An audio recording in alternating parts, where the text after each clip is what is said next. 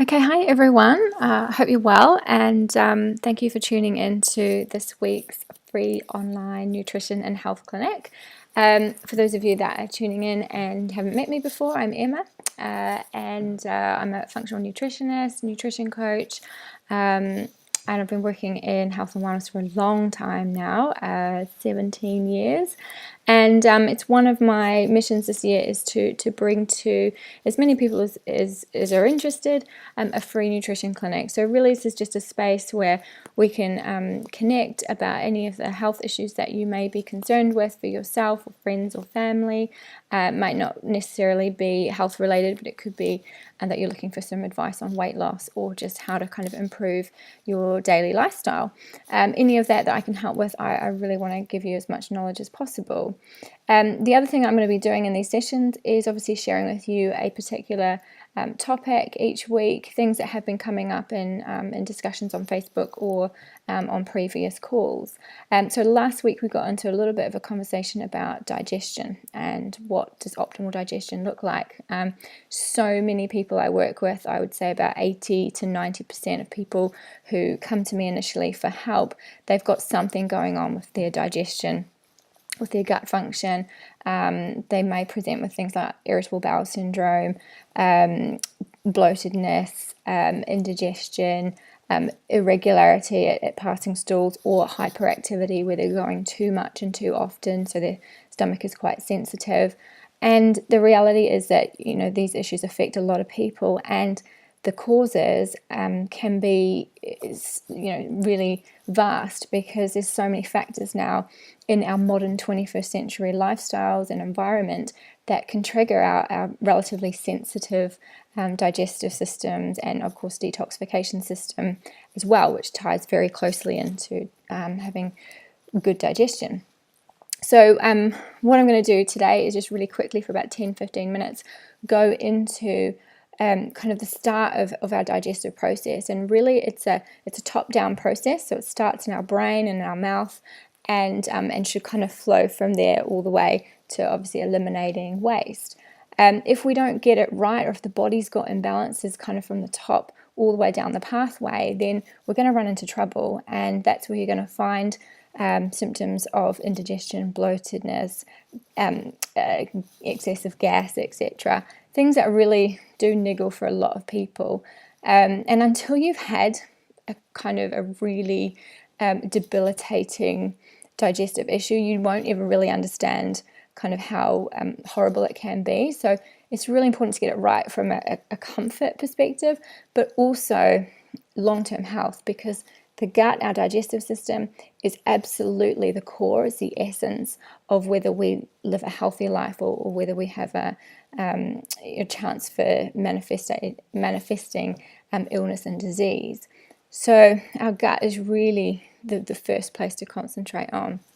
In kind of traditional views on health, Ayurvedic, and of course traditional Chinese medicine, it's really believed that all disease can manifest or does manifest from an unhealthful gut or digestive system. So let's take a look now. I'm going to share a little presentation with you, really short, just to kind of get an overview of what should be happening kind of from the top down, and looking at where things can kind of go wrong with the initial part of digestion. So bear with me while I just share my screen, and we'll get this recording for you.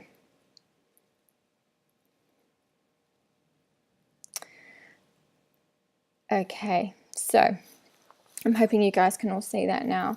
So as I say, we're talking about optimal digestion, and this kind of digestion is such a huge topic. We could talk for a whole year on it. But let's just talk about initially the stomach and what can kind of cause these feelings of indigestion, and for a lot of people, reflux. So we'll go into, I've already mentioned this, but a lot of people these days are getting issues with their stomach, with their digestive system, issues starting with things like feelings of bloatingness or feeling like they're intolerant to certain foods, all the way through to full-blown things like Crohn's disease and quite severe IBS or irritable bowel syndrome. which in fact is more of an adrenal kind of stress and hormonal issue. And we will be going into that if it's of interest to you guys in coming sessions. But for now, let's just look quite specifically at the digestive system. So we've all heard you are what you eat. It's a saying that's been going around for a long, long time. And it's absolutely true. You know, we are really only as good as the nutrition that we put into our body, because that is what we become.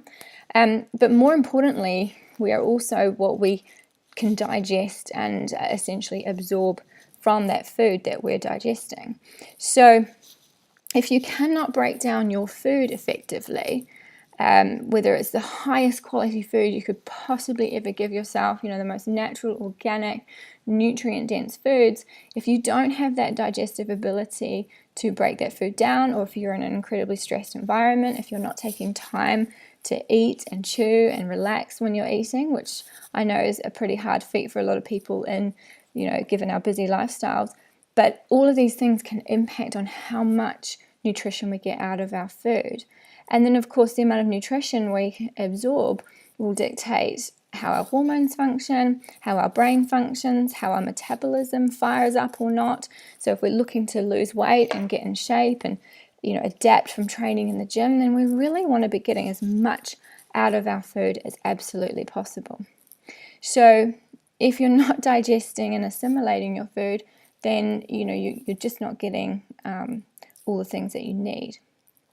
So one of the biggest threats to our digestive ability in this kind of crazy 21st century environment that we all live and work in is stress. And stress is a huge topic on itself, which I won't go into now, but it's certainly a big factor. And I think one really to consider for long-term health as well. There's a lot of studies that have come out that I can kind of touch on in sequential sessions, talking about how stress is just as lethal for us as things like smoking and inactivity, and that's pretty scary. So one of the things that stress does is it directly affects our ability to digest and absorb nutrition. And there's a very, very close link. It's a physical link between the brain and the gut. That's the enteric nerve. And as soon as we get a perceived stress, we're nervous or anxious or suffering a lot of grief or anything that can severely stress ourselves out, will interfere with our digestive ability. Then, of course, other things that will affect our digestion and absorption of nutrition are poor diet choices. The food that we eat should contain the enzymes that we need to break that food down. And highly processed, commercially produced packaged foods, which do kind of dominate a lot of people's diets these days, do not contain those raw enzymes, that raw kind of ingredient that really helps us to break down our food. Foods are also very low in nutrition these days. Again, even if we're eating natural fruits and vegetables, we know we've lost at least 70%, if not more now, of the nutrition in our soils. The crops that we're growing have huge nutrient deficits. So of course we're going to be affected in terms of what we're absorbing from our food from that perspective as well. I've already mentioned low enzymatic foods, so foods that are not containing a lot of natural enzymes to help us break down and assimilate. So this is kind of lack of real live fermented foods as well. So a lot of the foods that can really nourish our digestive tracts and from top to bottom are things like fermented foods, which I'll talk about later on. And for a lot of people, they're just not even on our radars, just because of the way we've kind of evolved and adapted out of more things like home cooking and traditional way of eating. So what is optimal digestion? So basically, as you've probably already picked out, getting as much nutritional value out of your foods as quickly and efficiently as possible without experiencing any pain or inflammation in the gut, without any excessive bloating or any kind of digestive upset. So that would be ideal or optimal digestion. As I say, there's about 80 to 90% of people that I see who have some kind of complaint in that area. And we're talking about chronic, so ongoing, because everybody now and then will get something going on there. But this is things that are affecting people on a daily basis. So as I've said, we're talking about digestion here just really quickly. We're going to talk about what's happening more in the kind of that kind of top part of digestion, what's happening in the stomach, the liver, the pancreas, so that kind of higher end of of digestion. So obviously when we want to get nutrients out of our food, we start chewing at first, and we get some breakdown with our salivary enzymes in the mouth, and of course obviously chewing, the mastication breaks the food down physically as well. And then it enters into the stomach where the digestive juices and the digestive process begins. And we're not going to go into the later parts where we're going into the small and large intestines where we actually absorb our nutrition, but we'll do that in the next clinic, if that's cool. So then, of course, finally, we're getting excretion of waste.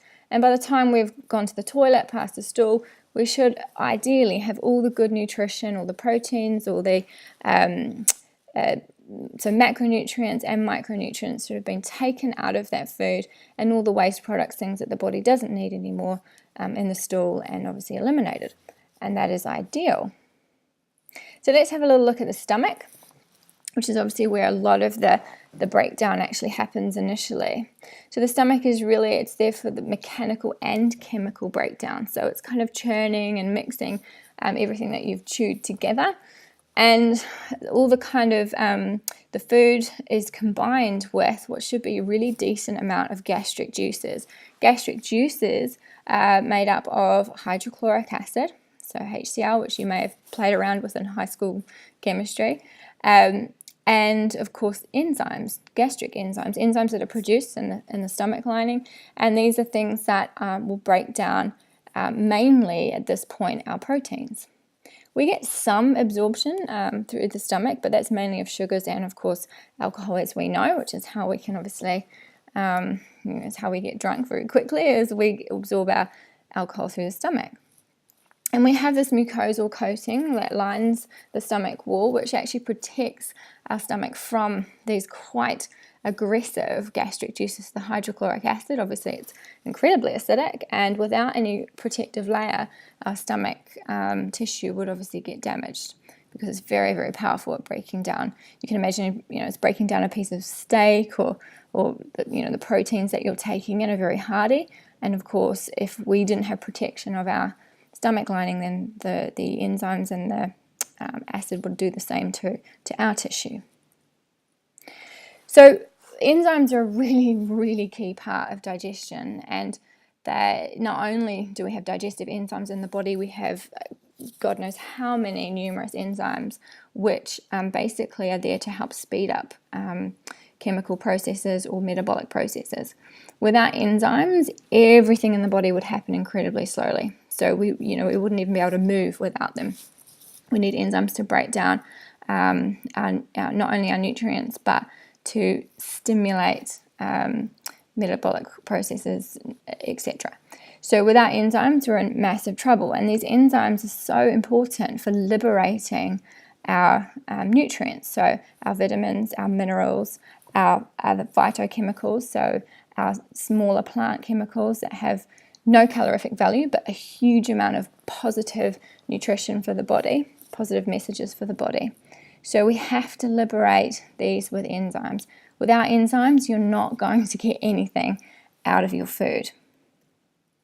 We also need this hydrochloric acid, and it's mainly for digestion of proteins, like hard to break down foods. Now, I mentioned this in some of the leading Facebook live kind of videos that I've done, in that if we have experiences of reflux or indigestion, quite often, not in every case, but quite often for the majority of people, this can be due to not necessarily a high acid production, but a low acid production. So when we're not producing enough hydrochloric acid, gastric juices, and have enough enzyme activity within the stomach to fully break down the large amounts of foods that quite often we're eating, then we get this sort of half digested food in the stomach, which can become irritating and stimulate the same kind of feelings as reflux and true indigestion, which is where people will be producing too much stomach acid. So where a lot of people are being medicated with high levels of antacid medication, if this is the case where they're actually producing low stomach acid levels and have a low digestive ability already, adding medications to that is not really going to help the problem. In fact, long term, it's quite likely to make it a lot worse. So one way to kind of get a gauge on whether you are producing or are not producing enough stomach acid is if your kind of discomfort or irritability and reflux symptoms come on sort of later after you've eaten, more like 30 to 60 minutes, then it's likely that you have got this low hydrochloric acid situation, or potentially you do genuinely have some kind of intolerance to that food. Usually, if your body is overstimulated to produce excess acid, you'll feel that more or less immediately, and irritation can be due to like caffeine and alcohol intake as well. Okay, moving into the small intestine, this is where we get additional enzymes pumped into the small intestine from the liver mainly, and we get bile produced from the gallbladder pumped into this area to break down fats.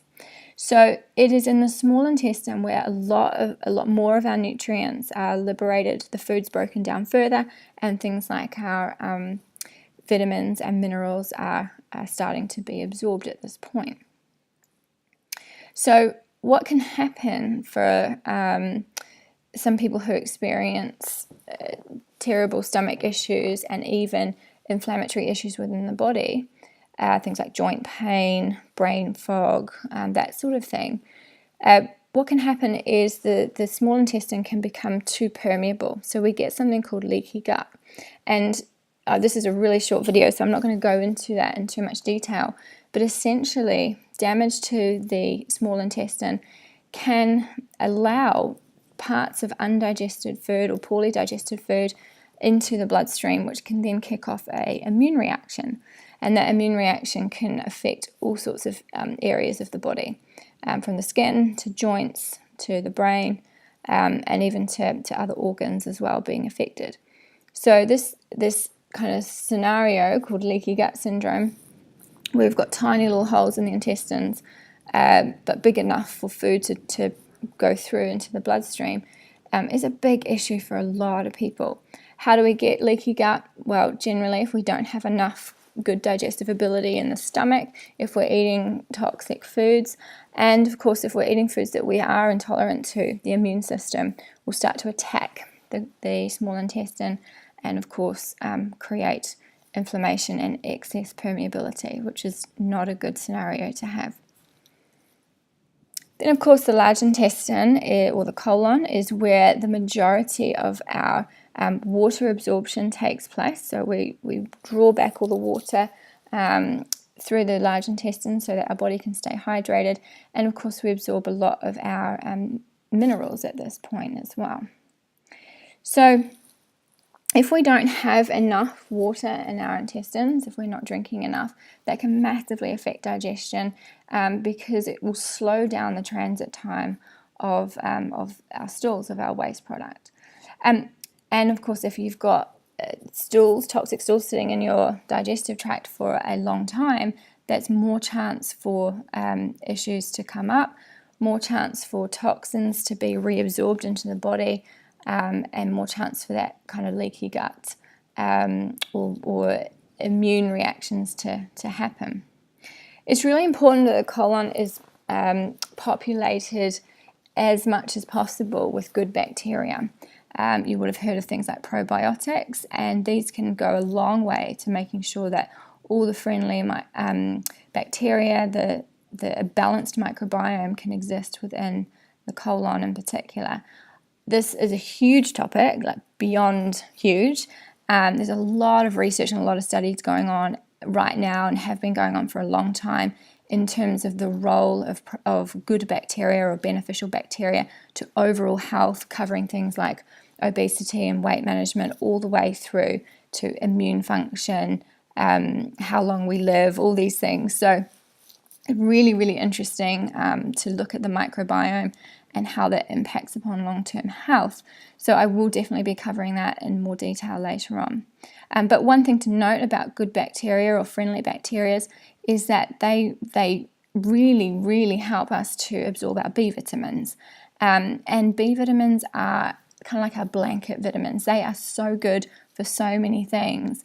And a lot of people who suffer with mild to moderate depression certainly have been shown to be low in certain B vitamins, particularly B3, B12. B3 is niacin. It's known as the antidepressant vitamin. And it's probably to do with the fact that a lot of people have really poorly functioning gut, intestines and digestive system. So they're not getting the right kind of absorption of their nutrients because they haven't got the good bacteria there to help promote this.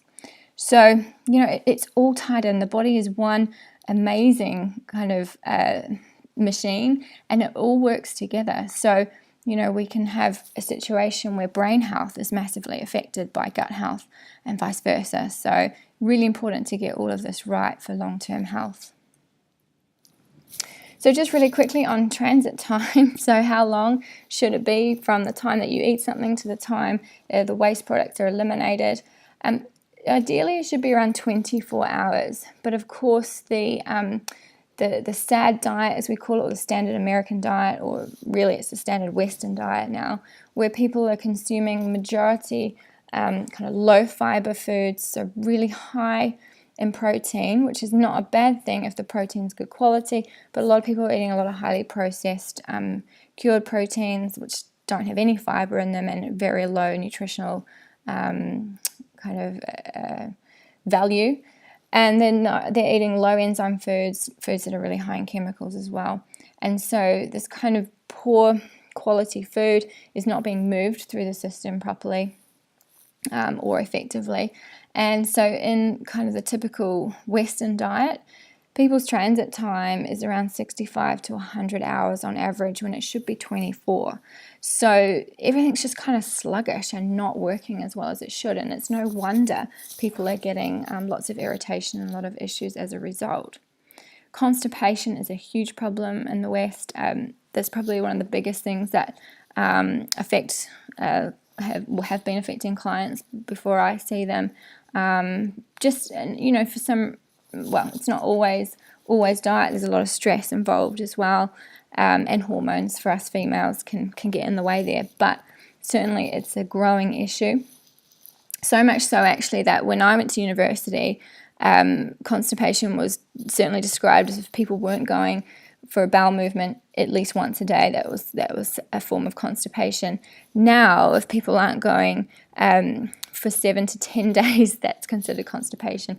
So the kind of medical world have had to move the goalposts on what describes constipation because people are getting worse and worse and worse. So instead of trying to fix the problem, they've just kind of widened the goalpost there, which in my opinion is not so great. But anyway, nonetheless, the issue's getting worse, and it's people are just lacking the good amounts of fiber. They're not drinking enough water. They're not eating enough greens, essentially.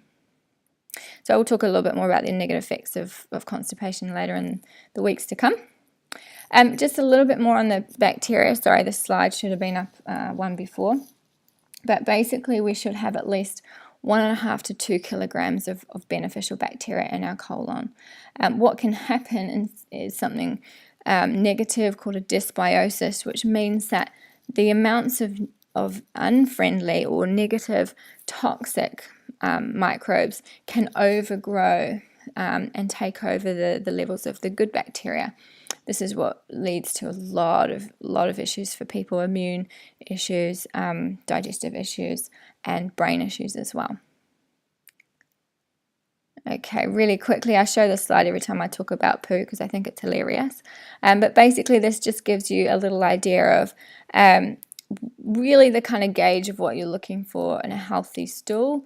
So ideally, the stool should be log formed, fairly solidly formed, but easy to pass, and obviously not too unpleasant to the nose. But it's something that I would really encourage people to do, is just kind of have a look every now and then and just make sure that what you are passing is looking pretty good.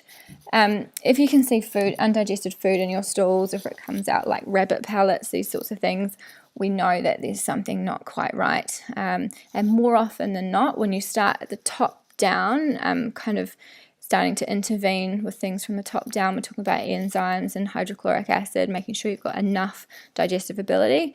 9 times out of 10, that really sorts it out. So that's why we're going to talk about that in a minute. So signs of poor digestion. Bloating is very obvious. Of course, you can bloat if you overeat. Christmas Day is a classic scenario.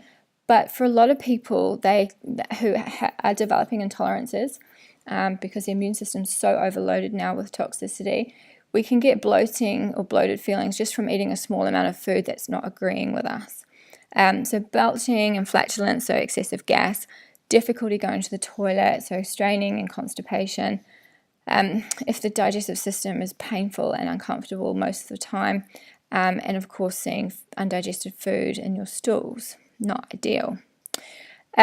Causes are vast and varied, as I said at the beginning of the video. Most people do lack in fibre, and this will affect the flow of transit time and of course our good bacteria balance in our gut. Stress is a huge one, absolutely huge, so we're going to cover that at some point later on. Emotional worry and tension can directly shut down the digestive system.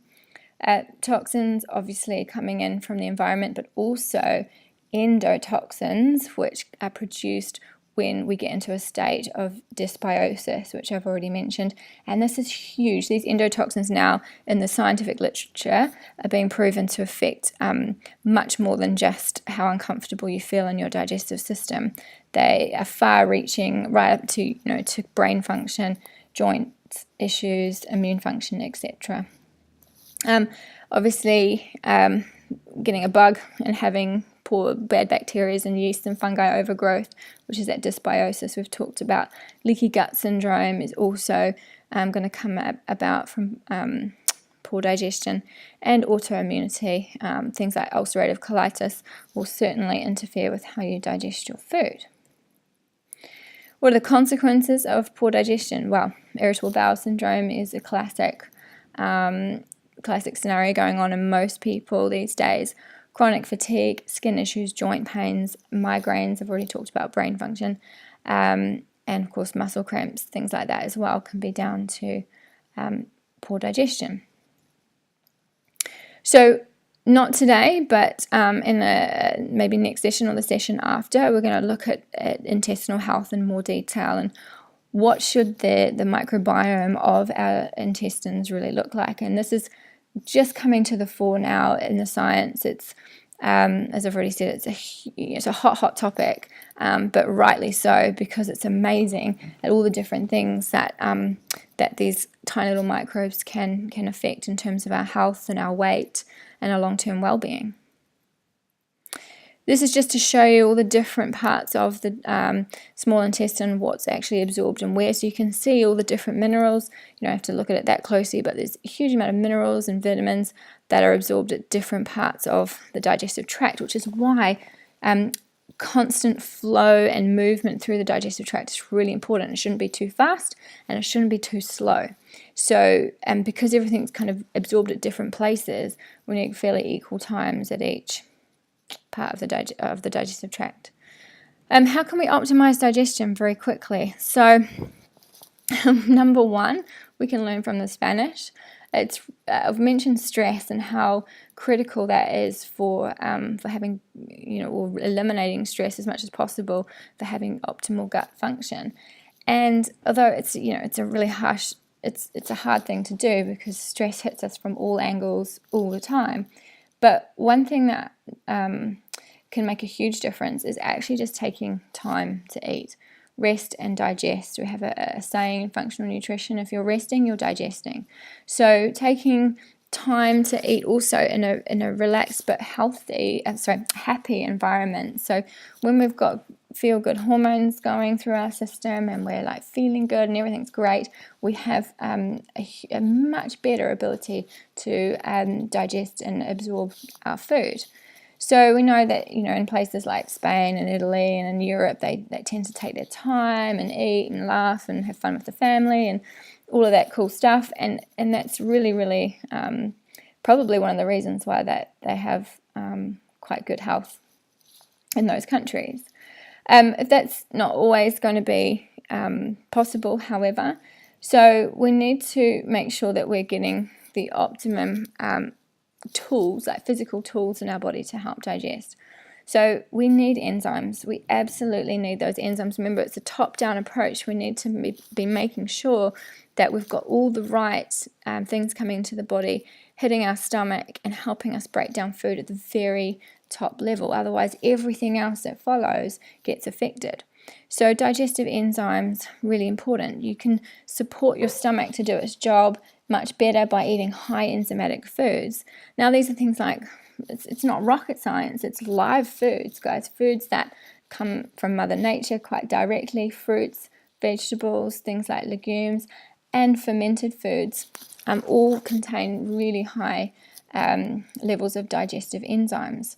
I've named a few fermented foods here, and you'll see from the list that we don't get a lot of these in the West. These are all foods from kind of more traditional cultures, and things like kefir and kombucha, very big in India. Sauerkraut and pickles, really big in kind of Eastern Europe, and then things like miso, tempeh, and natto from Japan, and kimchi from where's the kimchi from? I think it's Korea. I could be wrong on that, but it's another Asian dish. It's fermented vegetables and absolutely delicious. So you notice, as I say, these foods aren't massively common in the West. So unless you're kind of going out of your way to make these foods or buy these foods, then you're probably not going to get a huge amount of fermented goodness in your diet. So one thing that you can do is obviously go and seek out these foods. That would be highly beneficial. But a big issue is eating a lot of these foods. It can be a catch-22 if you've already got poor digestive ability. How many people can you think of who say that they can't tolerate lots of fibers from, say, broccoli and cauliflower and these really highly fibrous vegetables can actually cause symptoms of stomach irritation, and that's because most likely we haven't got the enzyme ability to break them down. So as I say, it's this catch-22. We need them because they will give us the ability to break down those foods long term, but in the short term can be quite uncomfortable, causing things like gas and bloating and pain. And I'm only telling you this because this is honestly what I see with my clients all the time, is when I say, right, you need to eat more greens and more this and more that, and they go, but I can't eat those, they make me feel bloated or gassy or whatever. But when we start to supplement with enzymes and hydrochloric acid if needed, then they can start to digest these foods and start the body on a process of being able to kind of generate their own levels and reserves of digestive enzymes again, and sort of going back to how it should be. So it's really important to think about eating good levels of fiber first and foremost. But as I say, if you can't tolerate high levels of fiber because you've already got such an imbalance going on in your digestive system, particularly in your stomach reserves, then potentially supplementing with food enzymes, plant enzymes, and or hydrochloric acid supplement is really recommended. So start by eating things like the fruits and vegetables, soaked pulses and legumes, seeds and nuts, ground flax seeds, apricot kernels, chia seeds are all really, really high in good enzymes and can actually help, particularly the chia seeds, the ground flax seeds. They can really help kind of get the digestive system working in an effective way. And of course, grains are really, really great for fiber, but in this day and age, if you are sensitive, then choose naturally gluten-free grains. Things like buckwheat, quinoa, amaranth, millet. These things are really good. Okay, so as I say, if you're kind of at that last resort, or you just find that you're at a point where no matter what you eat right now, you're feeling a bit upset, a bit bloated, gassy, then you might eat something and feel like you need to run to the toilet. It's all the stuff that's really, really common with people who have these digestive issues and kind of irritable bowel type symptoms. The first place I begin is to supplement with digestive enzymes, plant-based enzymes. Something like Proactozyme, which I mentioned in the free group last week, and I can mention it again and give you the details if that's something you're interested in or feel you need. If you want to talk to me about it, of course, please just get in touch.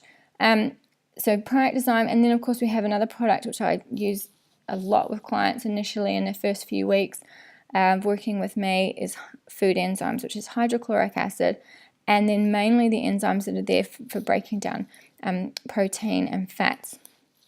So you can combine these two together for a complete kind of picture of what you should be, what your stomach should have in it for optimal digestion. And then over the course of a few weeks, you'll find that you won't need to rely on anything anymore because your body has been retrained, if you like. It's been given the raw ingredients to start its own cycle of production of these enzymes and, of course, hydrochloric acid. It's a bit of a catch-22, as I say, because you need things like zinc, high levels of zinc, to actually make hydrochloric acid.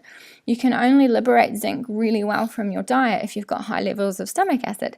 So it's just, Mother Nature's very clever, but if it gets out of balance, and it gets so far out of balance, it's really hard to kind of bring it back into balance with food alone.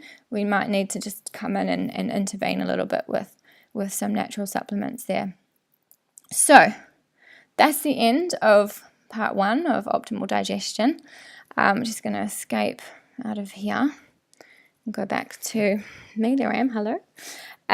So thanks for tuning in. If you do have any questions, then you are absolutely welcome to personal message me, put your questions in the free online clinical group, which is on Facebook. Anyway, you want to get in touch with me, please do.